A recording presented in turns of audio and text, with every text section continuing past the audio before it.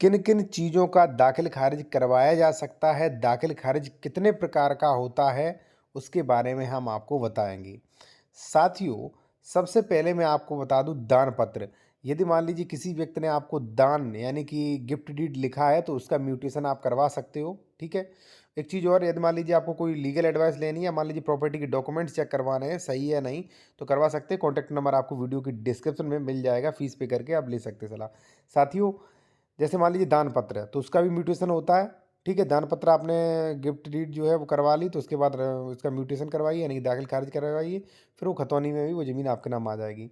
वसीयत, अब कई बार लोग वसीयत कर जाते हैं, वसीयत का दाखिल खारिज नहीं करवाते तो वहाँ भी दिक्कत आएगी। वसीयत का भी म्यूटेशन दाखिल खारिज होता है, तो वसीयत का भी दाखिल खारिज आप करवा सकते हो।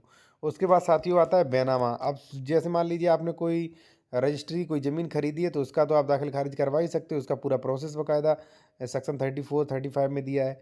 ठीक है। इसके बाद साथियों आती है रजिस्ट्री, बेनामा रजिस्ट्री एक ही बात है। उसके बाद आती है पोती। ये पोती शब्द ये उस लिए यूज किया गया साथियों, जैसे मान लीजिए आपके दादाजी या पिताजी जब भी एक्सपायर होते हैं तो वो प्रॉपर्टी किन के नाम आएगी, आपके नाम, उत्तराधिकारियों के नाम। तो उन्हें कहते हैं उत्तराधिकार दाखिल खारिज, उत्तराधिकार नामांतरण। दाखिल खारिज को भी कई नाम से आप दाखिल खारिज, नामांतरण, म्यूटेशन, ठीक है, इनके नाम से।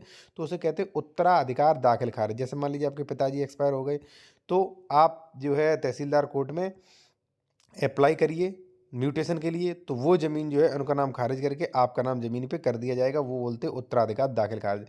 तो यानी कि साथियों दाखिल खारिज कई प्रकार का होता है भाई। दान पत्र का दाखिल खारिज, वसीयत का दाखिल खारिज, बेनामा का दाखिल खारिज और नामांतरण उत्तराधिकार दाखिल खारिज। ठीक है। ये इतने प्रकार का दाखिल खारिज है। अब आपको दाखिल खारिज से संबंधित कोई समस्या है, कोई कानूनी सलाह लेनी, या मान लीजिए आप ज़मीन खरीद रहे हो कहीं पे, ठीक है, तो आपको डॉक्यूमेंट चेक करवाने, ये डबल रजिस्ट्री तो नहीं है, इस पर कोई लोन वगैरह तो नहीं है, ये ज़मीन विवादित तो नहीं है, तो ये सारी चीज़ें चेक करवा सकते हैं। कॉन्टैक्ट नंबर आपको वीडियो की डिस्क्रिप्शन में मिल जाएगा। साथियों, आप फीस पे करके जब आप व्हाट्सएप पे मैसेज करेंगे निर्धारित फीस बता दी जाएगी, उसे पे करके आप बात कर सकते हैं। धन्यवाद।